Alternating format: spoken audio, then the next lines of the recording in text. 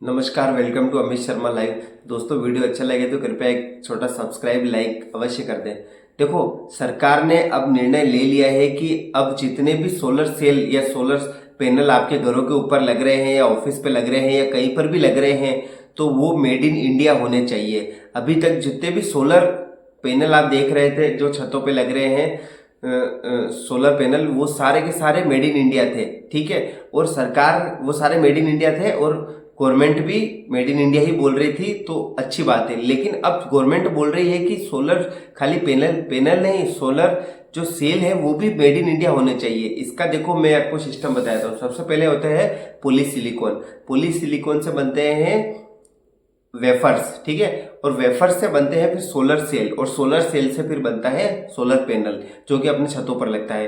तो अब गवर्नमेंट बोल रही है कि सोलर पैनल तो आप बना रहे हो, ये अच्छी बात है, लेकिन खाली सोलर पैनल से काम नहीं चलेगा, अब आपको सोलर सेल भी बनाना पड़ेगा।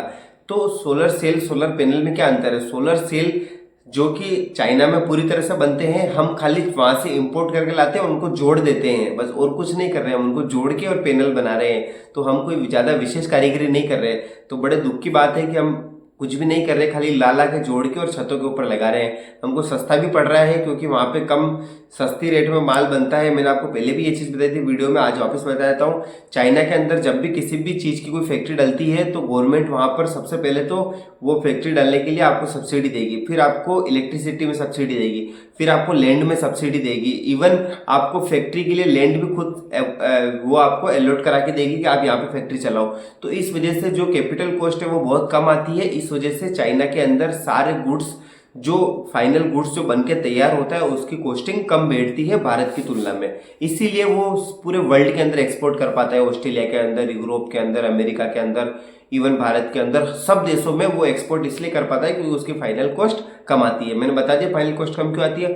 अब मैं आपको चीज बता रहा हूँ, अभी तक भारत क्या कर रहा था, खाली वहां से सोलर पैनल ले रहा था, समझ आता हूँ, सोलर सेल ले रहा था, उसको जोड़ जोड़ के सोलर पैनल बना के और लगा रहा था। लेकिन सरकार ने अब सख्त आदेश दे दिया है कि भारत सरकार को सोलर पैनल स्वयं, सोलर सेल स्वयं बनाने पड़ेंगे। भारत के जितने भी व्यापारी कारोबारी उनको स्वयं बनाने पड़ेंगे, इंपोर्टेड नहीं चलेंगे, मेड इन इंडिया ही होने चाहिए सारे सोलर सेल। अब मैं आपको बता दूं, हमारी जो कैपेसिटी है लगभग 25 गीगावाट तक की है सोलर सेल की, और डिमांड है जो है हमारी साल के लगभग 50 गीगावाट की है। ठीक है, तो कहीं ना कहीं आप ये देखिए, कहीं ना कहीं 25 गीगावाट की कमी रहने वाली है। तो जब सप्लाई में कमी आएगी तो ऑब्वियसली रेट बढ़ेगी। तो अब जो आपकी छत पे जो सोलर पैनल लग रहे हैं उनकी रेटें बढ़ चुकी है। अगर आज के बाद भी अगर आप सोलर पैनल नहीं लगाया तो आप जाके पूछ लो, आपको 20-30 हजार रुपये हो नहीं बताएगा पिछले 2 महीने 4 महीने से पहले।